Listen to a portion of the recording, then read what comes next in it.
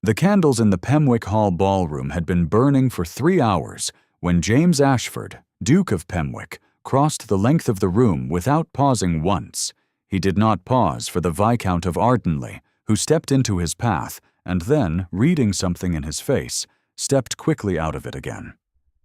He did not pause for Lady Dorothea Hartley, whose fan snapped shut as she watched him come, whose composure held for precisely 4 of his long strides, and then began, very quietly, to fail. He did not pause for the assembled company of 200 souls who had gathered at Pemwick Hall for the midsummer ball, all of whom fell silent in the particular way that a room falls silent when something irrevocable is about to happen in front of witnesses. He walked toward Eliza Hartley, who was standing near the garden door in a gown the color of pale water, with her hands clasped and her chin level and her expression giving nothing away, because she had spent 23 years practicing exactly that absence of expression in rooms that expected her to be grateful for being allowed inside them. He stopped in front of her. "Miss Eliza," he said, and the name carried across the stillness like a key turning. What no one in that room knew, except perhaps Mrs. Howell, standing at the far doorway with her hands pressed together at her waist and her eyes very bright, was that 3 weeks before this moment, Eliza's 23rd birthday had passed without a single member of her own family speaking her name at all. That was where the story truly began. Not in the ballroom. Not on the night James Ashford walked toward her as though the distance between them were the only distance in the world worth closing. It began 6 weeks earlier, on a Tuesday morning in early June, in the Hartley household on Cavendish Square, in the particular silence of a day that was supposed to mean something, and did not. Eliza had come down to breakfast at the usual hour. The table was set as it always was, with the good china reserved for Lady Dorothea's mornings, and the worn everyday service at the far end where Eliza sat. The roses in the center arrangement were fresh from the garden. Cook had sent up a pot of good Assam tea and a rack of toast. There was no card beside her plate. There was no small gift wrapped in brown paper. There was no pause in the conversation between Lady Dorothea and her daughter Cecily Vane, who had been occupying the second-best bedroom since February and showed no signs of vacating it, to mark the date or the year, or the fact that Eliza had been born in this house and had grown up in it, and still could not be certain she would be permitted to remain in it. Lady Dorothea spoke at length about the arrangements for Cecily's presentation at the Pemberton rout. Cecily nodded and added observations about the shade of her new evening gloves, ivory rather than white, which she felt was a more sophisticated choice. The toast cooled. The Assam went dark. Eliza drank it without complaint and returned to her room to write the day in her journal, with the same 2 sentences she had written for each of the preceding 2 Junes. The weather and the names of the callers Lady Dorothea had received. 3 consecutive years. 3 June mornings when the world her father had promised her turned its face aside and looked at something more interesting. Her father had been dead for 14 months. Sir William Hartley had left behind a household, a name, a library of considerable value, and a debt of £4,000 to Lady Dorothea's creditors that Lady Dorothea had made immediately and thoroughly clear was not her responsibility to absorb. He had left behind, also, a set of entail documents in the lower drawer of his escritoire, their significance obscure to everyone except Mr. Prentice, the family solicitor, who had given Eliza a long, careful look when she retrieved them 2 days after the funeral, and said only that she ought to keep them somewhere safe. She had kept them in her writing case, under 3 layers of correspondence, for 14 months. She had not known, when she put them there, that they concerned the dower portion attached to Pemwick Hall. She had not known then that she would ever have cause to think about Pemwick Hall at all. It was only after Lady Dorothea began arranging, with great efficiency and no visible guilt, to have Eliza's name removed from the guest lists of every family of consequence in the season that the arrangement Mr. Prentice had quietly proposed came into focus. The position was this: the Duke of Pemwick had a ward, a girl of 7 years named Clara, who had not spoken more than 4 words together since the death of her mother the previous autumn. The child was not ill.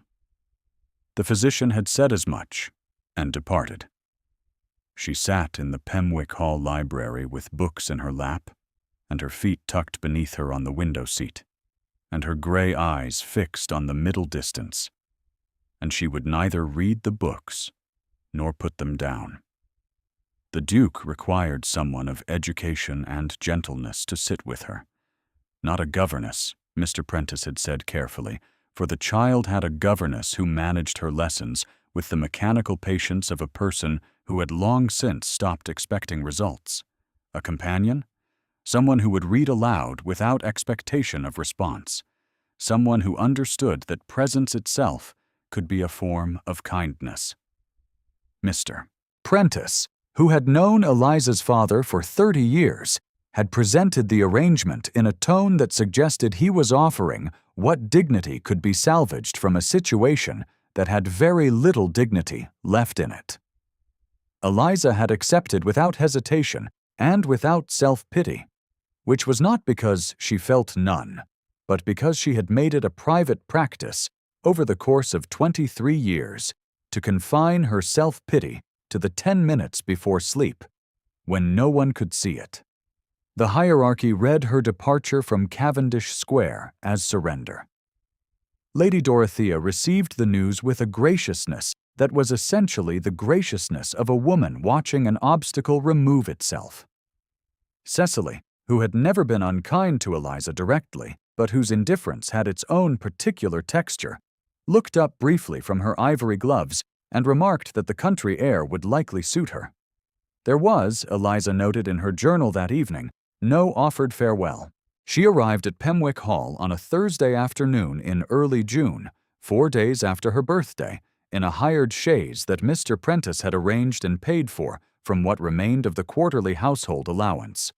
The house was enormous in the way that houses built during the previous century are enormous, with a formality of line and a density of stone that suggested it had been designed not merely to shelter its inhabitants, but to make a permanent declaration on their behalf. The parkland stretched away from the south front in long, slow slopes toward a ha-ha whose far edge she could not see from the drive. The gravel was raked. The roses on the terrace were in early bloom. Mrs. Howell met her at the door.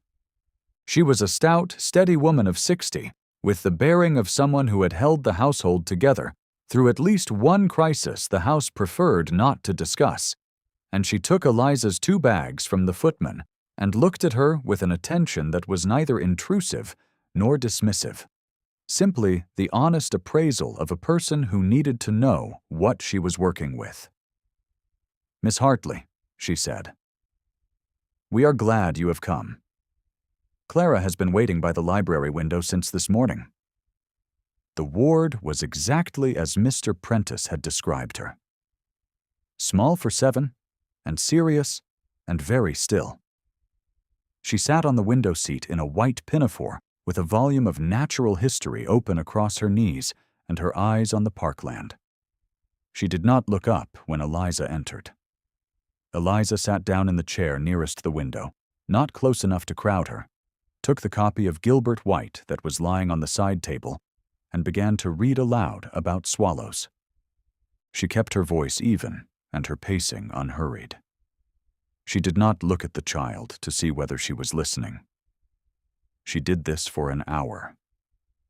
Then she thanked the air of the room in general and replaced the book and went to find her own chamber, which was a modest but decent room on the upper floor, with a view of the kitchen garden and a fireplace that drew cleanly. Mrs. Howell had put a small nosegay of lavender on the mantel. It was the first domestic gesture of welcome Eliza had received from anyone in 14 months. The Duke of Pemwick she did not meet for 3 days. She was aware of him before she met him, in the way that a household is aware of its gravitational center. the way a room arranges itself differently depending on who is expected to occupy it. The servants moved with a different quality of attention when his schedule brought him near. Doors were opened a fraction earlier. The sound of his footstep in the corridor was a sound the house knew. She heard him speaking to his steward in the study adjacent to the library on her second evening, and the voice was level and precise, and produced no waste, like a document that had been revised until every unnecessary word was gone. She was reading to Clara on her third morning at dawn, the windows pale and the fire newly laid, when the library door opened and he came in. He was taller than she had expected, which was not a reasonable expectation to have had, and he moved with the particular economy of a large man who had learned to be careful about the space he occupied. He wore riding clothes. He had come in from the early morning circuit of the estate, and his coat carried the smell of damp grass and horse, and the particular cold freshness of an English June morning before the sun was fully up. He stopped when he saw her. She stood. It was reflex. The trained propriety of a woman who had learned to occupy as little authority as possible in rooms that belonged to other people. He looked at her for a moment. Then he looked at Clara, still on the window seat with her natural history volume, who had not moved. Something crossed his face then, too small and too swift for Eliza to name. He looked back at Eliza. "You are Miss Hartley," he said. "Not a question." "I am, Your Grace." A pause in which the fire settled, and Clara turned a page without lifting her eyes. "You rise early." "Clara is better in the quiet hours," Eliza said, "before the household has found its noise." He looked at his ward again for a long moment. Then he said, "Continue," and left. The audience, if they had been present in the library at that dawn hour, would have seen what Eliza could not see, that he paused in the corridor outside the door for nearly a full minute before his footsteps resumed toward the study. She did not know this. She sat down again, opened Gilbert White to the chapter on field mice, and read until Clara's breathing shifted into the slower rhythm of a child who has, very quietly, decided to trust the person beside her. The weeks that followed were composed of a specific kind of daily attention that Eliza had not experienced before. Not attention directed at her, precisely. It was more like being inside the periphery of his noticing, the way a person knows they are in the sun before they turn their face up to it. He asked Mr. Granger, the steward, within her hearing, whether her room was adequately heated. He arranged, without announcement, for a second writing desk to be placed in the library, positioned so that she could work at her correspondence without disturbing Clara's window seat. He had cook send up a second tray in the mornings after he passed the library door one dawn and observed that she had nothing to eat. "Eat something," he said, and set the tray on the desk himself, which was not at all what dukes did with trays, and then left before she could thank him. She told herself that he was courteous by duty, that the gestures were the gestures of a careful employer toward a useful employee, and that she would be foolish in the extreme to read into them anything. That her own particular hunger might be inclined to find. Her wound had taught her that lesson thoroughly. That what felt like being seen was usually being useful. And that the distinction mattered enormously to the person who had made the mistake of confusing the two. If you have ever watched someone practice that particular discipline of the heart, the careful daily work of not hoping, you will understand what the next few weeks cost her. Leave a thought in the comments if you like, and we will move on together through what came next. It was the second Saturday of July when Lady Dorothea arrived at Pemwick Hall.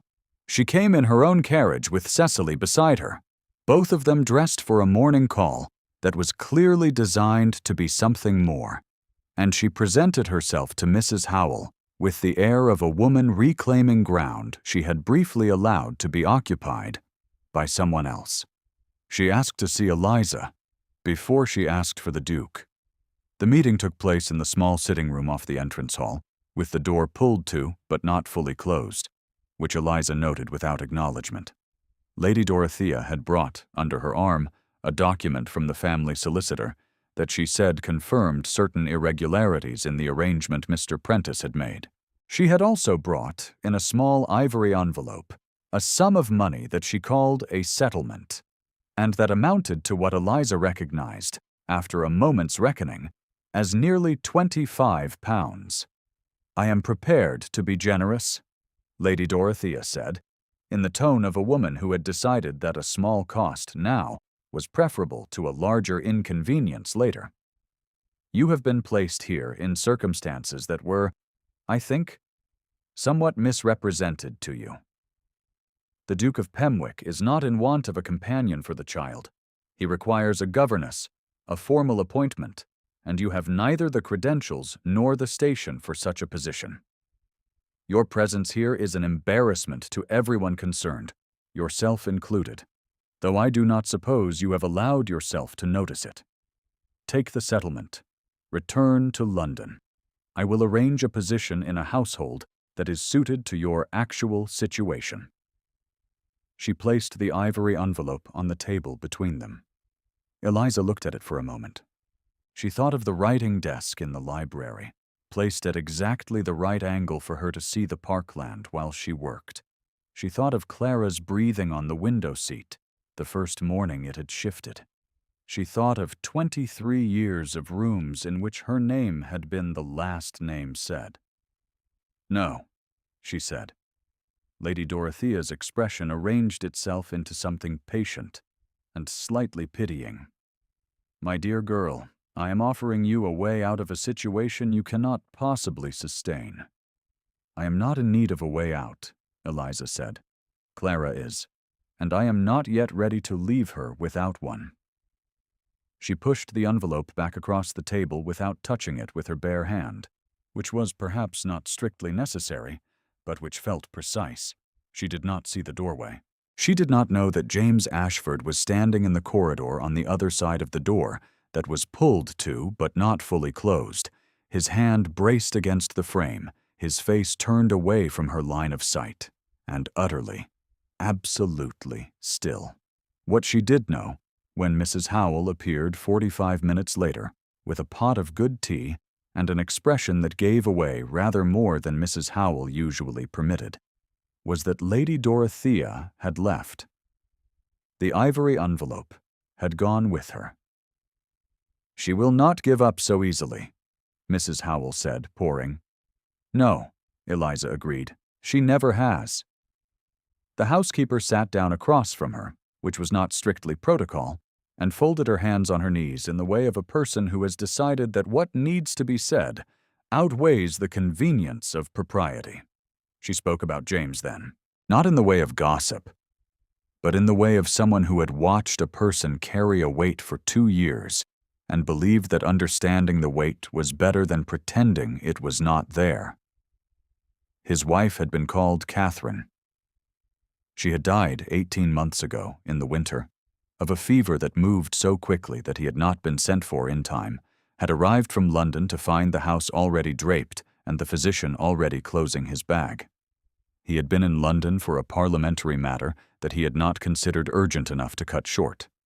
He had made that calculation, and it had proved, in the way of such calculations, to be catastrophically wrong. The portrait was in the upper gallery, turned to face the wall. Mrs. Howell had not turned it. He had. "He blames himself," Mrs. Howell said simply. "He blames himself for not being here. And Clara has not spoken properly since, because she saw his face when he arrived. And she understood. In the way that children understand things their bodies learn before their minds do. That grief can make a person disappear, even when they are standing directly in front of you." Eliza sat with this for a long time after Mrs. Howell left. Outside the library window, the parkland lay in full summer light, the ha-ha cutting its invisible line across the green distance. She thought about the calibrated economy of his speech, the short commands that she had read as coldness and that she understood now, with the specific clarity of retrospect, were the words of a man who had learned to use language carefully because the feelings behind it were not safe to release in company. She had been wrong about his coldness. She had not been wrong about her own situation.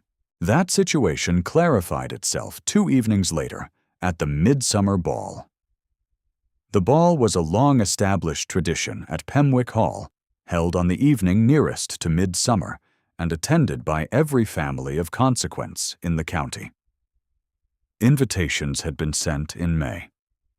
Acceptances had filled 3 pages of Mrs. Howell's register.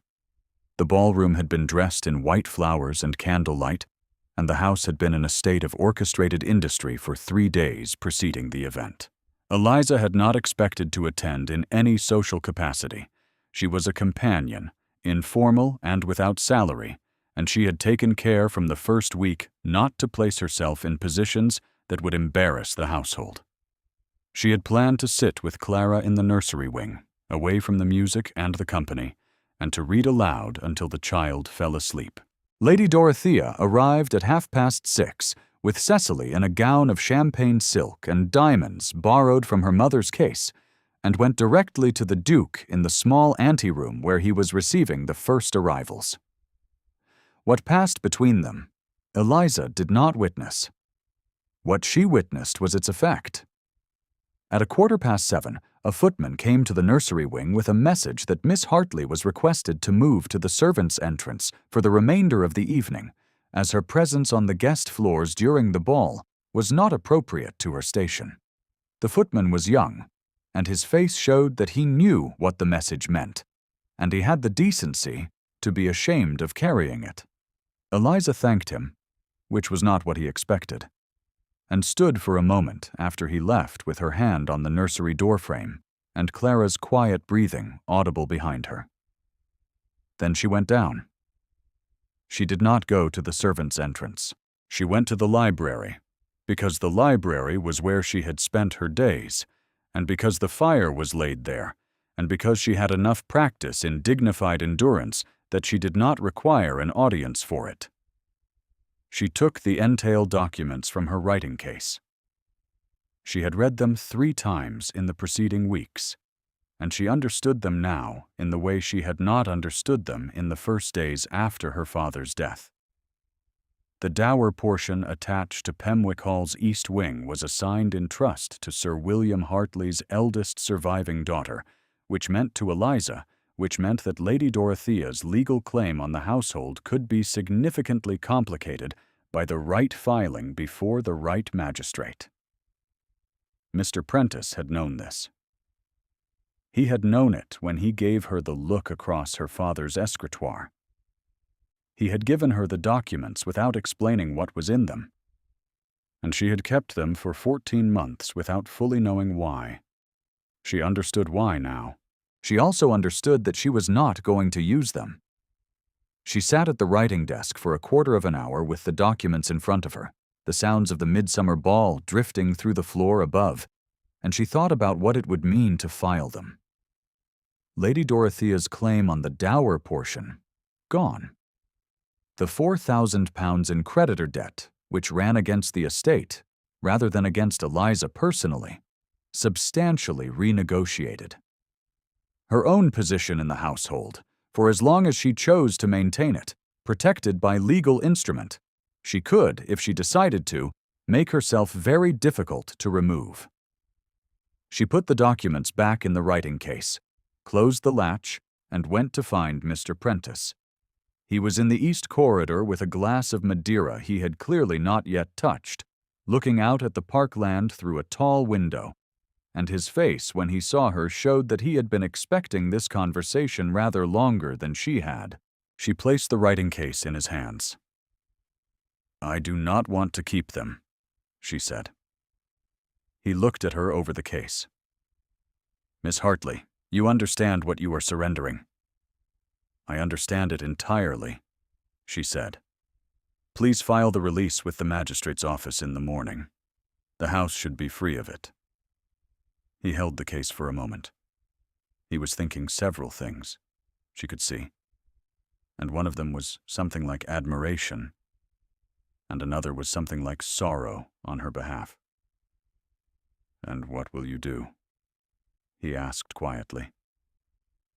"I will go back to the nursery and sit with Clara," she said, "because she will be frightened by the music and she should not be alone." She turned and walked back through the east corridor toward the main stair. She did not reach it.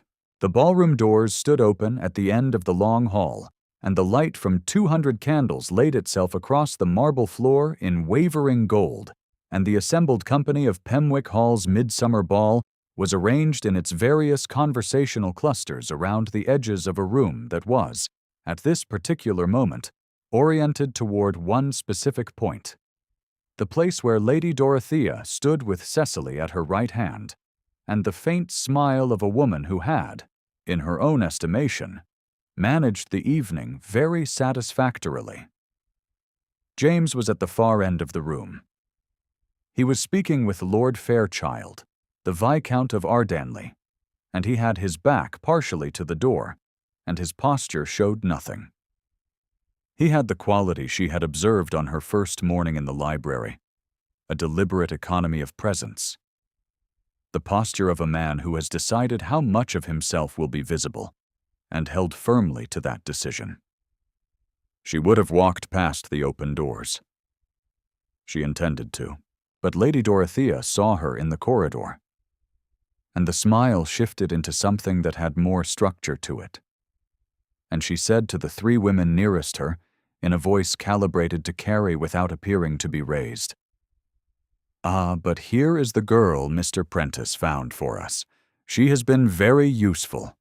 The servants' hall is quite satisfied with her." Two of the three women looked away. The third, a stout woman in garnets whom Eliza recognized as Mrs. Fenwick of the Fenwick estate, looked at Eliza directly, and then looked at her hands, as though deciding something.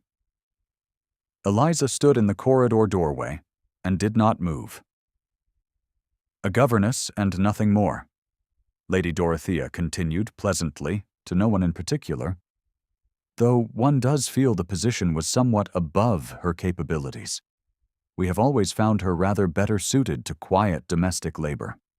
The family has managed her situation as charitably as possible under the circumstances." The phrase moved through the room. Eliza felt it the way one feels a room's temperature change. Not dramatically, simply the specific shift of a space reorganizing itself around a new piece of information. What she did not see was James turning his head.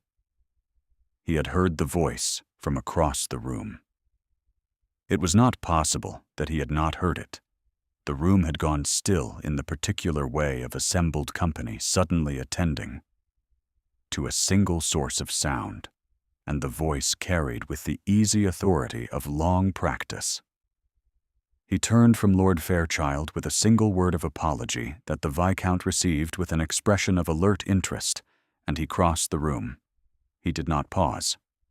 Not for the Viscount, who stepped aside with commendable speed. Not for Lady Dorothea, whose fan snapped shut as she tracked his approach, and whose composure held for 4 of his long strides before it began its quiet failure.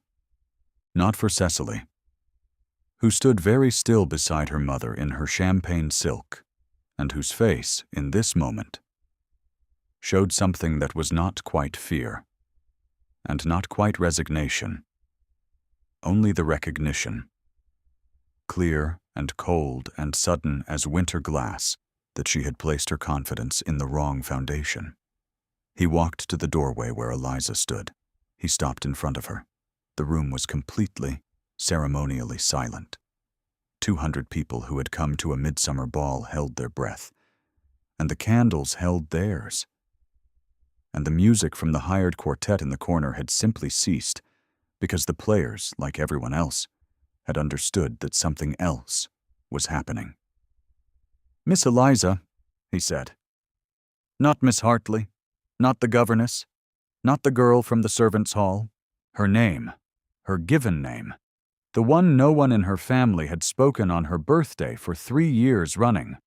spoken by this man in front of witnesses, in the same room where Lady Dorothea had just reduced her to a domestic convenience, in a tone that was not loud and not declarative and not the long speech of a man explaining himself, because it did not require a long speech. It was a name. It was her name. It was, in his mouth, at this volume, in this room, irrevocable. He offered his hand. The gesture was specific, and its meaning was specific, and every person present understood it, because this was a room full of people who had spent their entire lives learning exactly this vocabulary. A duke did not cross a ballroom to offer his hand to a woman he considered a servant. A duke did not speak a woman's given name in company unless the intention behind it was permanent. A duke did not, in short, do what James Ashford was doing unless he was prepared to have the entire county know by morning precisely what he had decided. He was prepared. Eliza looked at his hand for one long moment. Then she looked at his face, which was still as it always was, but which had opened in a way she had not seen before. The discipline intact and the wound visible beneath it for the first time. Not hidden, simply acknowledged, the way a healed scar is not hidden and does not need to be. She put her hand in his. Lady Dorothea's fan opened again, reflexively, and then she appeared to realize she had nothing to do with it. And it closed. Cecily had gone still in the specific way of someone performing a rapid, private recalculation. Mrs. Fenwick and her Garnets made a small sound that was not quite approval and not quite amusement, only the sound of a person who had suspected something and has just been proven correct. Mr. Prentice appeared in the east corridor doorway with the writing case still under his arm, and his Madeira still untouched, and the expression of a man watching a situation resolve itself rather better than he had dared to expect. He would file the documents in the morning. The dower portion of Pemwick Hall's east wing would be formally released. The £4,000 in creditor debt would dissolve against a deed that Lady Dorothea's instrument number longer touched. He had not been asked to announce any of this, and he did not. He simply stood in the doorway and bore witness, which was, in fact, precisely what a solicitor was for. Lord Fairchild, who was a decent man and a useful one, said into the silence, in a conversational tone, "Pemwick, I believe the next set is forming." "Yes," James said, without taking his eyes from Eliza. "It is." The music began again. Lady Dorothea left before the second set was concluded. She took Cecily with her, and she made it a dignified departure, because she was above all else a woman who understood presentation, and she would not give the county the spectacle of her rout. She said something to Mrs. Fenwick on her way out that Mrs. Fenwick received with a small nod and a face that gave nothing away. She did not speak to Eliza. She did not look at her. The absence of that look was, Eliza thought, as they moved through the figures of the dance, its own kind of verdict. She did not know what she had expected to feel. She had prepared herself, over the years, for so many outcomes that were not this one. She had practiced, with great discipline, the quiet endurance of not being chosen, and now the practice sat in her chest like a habit that the body did not yet know it could release. He felt her hand tighten in his, briefly, and he said nothing, which was exactly correct, and she was grateful for it. The midsummer ball concluded at midnight. The guests took their carriages in good order, and the house settled into the warm disorder of the hours after a large event. When the candles are snuffed in stages, and the floors are thick with fallen petals, and the hired musicians pack their instruments with the careful attention of people who have seen many evenings end and are no longer surprised by any of them. Mrs. Howell directed the clearing with her customary precision and allowed herself, when no one was looking, a small, private exhale of relief. Eliza went up to the nursery to check on Clara. The child was awake. sitting on her bed with her knees drawn to her chest, and her gray eyes very serious in the lamplight. She had heard the music through the floor. She had heard, perhaps, other things, though she gave no sign of it. She looked at Eliza when Eliza came in, and her expression asked a question that she did not yet have the words for. Eliza sat on the edge of the bed. "Everything is all right," she said. Clara was quiet for a long moment. Then, very carefully, she said, "Will you stay?" 2 words. 2 words that she had not put together since the autumn before, since the house had draped itself in gray, and the physician had closed his bag and everything had stopped. Eliza put her arms around her and felt the child lean in, stiff at first, and then loose, the way a very tired person allows themselves to be held when they finally believe the holding will last. "Yes," she said, "I will stay." The autumn came on quickly that year, as it does in the north of England, the parkland turning through amber and rust before the warmth was fully gone from the afternoons.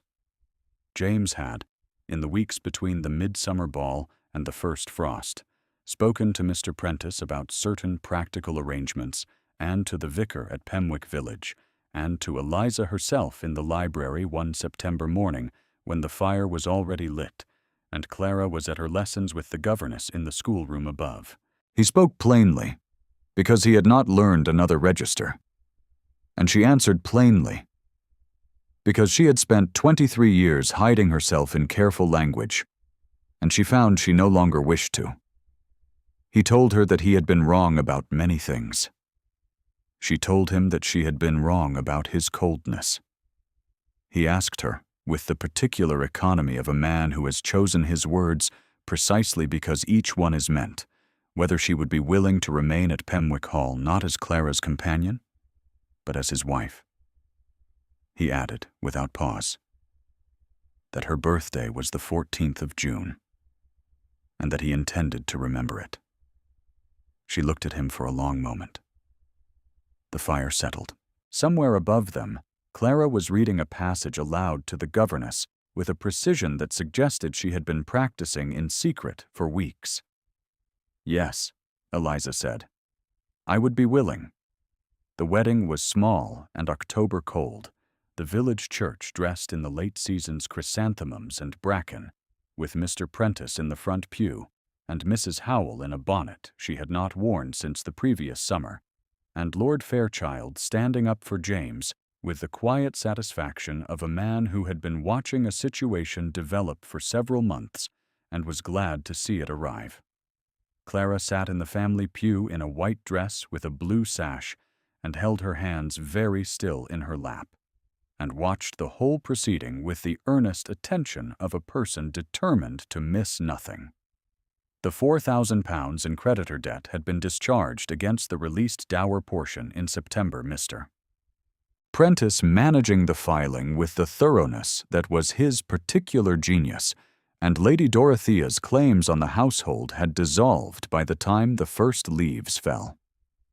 There had been a letter, brief and formally worded, acknowledging the resolution. Eliza had read it once and placed it in the kitchen fire, which was not the response Lady Dorothea had intended, but which was, Eliza thought, the correct one. By the time the first snow came to Pemwick Hall, in the last week of November, the house had settled into its new shape. The library was unchanged, except that there were now 2 worn armchairs on the hearthrug where there had been one, and a child's footstool between them, and a small collection of natural history volumes with Clara's careful annotations in the margins.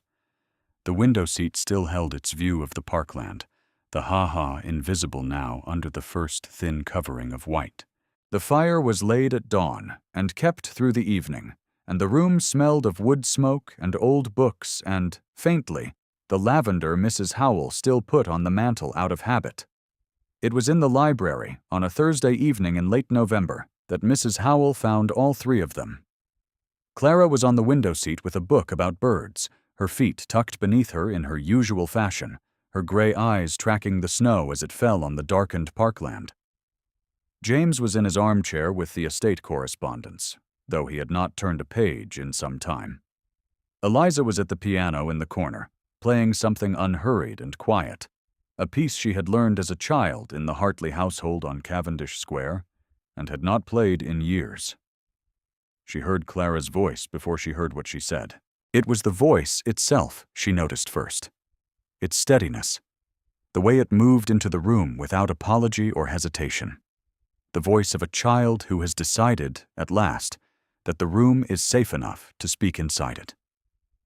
"Eliza," Clara said. Not Miss Hartley. Her name. The one she had been given at birth.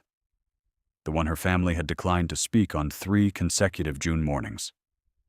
The one James had given back to her in a ballroom in front of 200 witnesses, now in a small, clear voice from the window seat.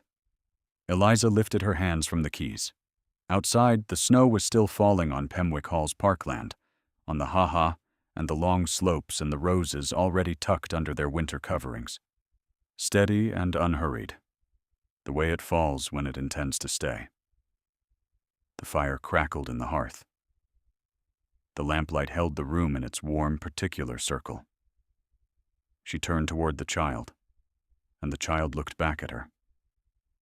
And the house was quiet around them all. She was home. If Eliza's story moved you, leave a comment with the moment that stayed with you longest. This channel is built for evenings exactly like this one.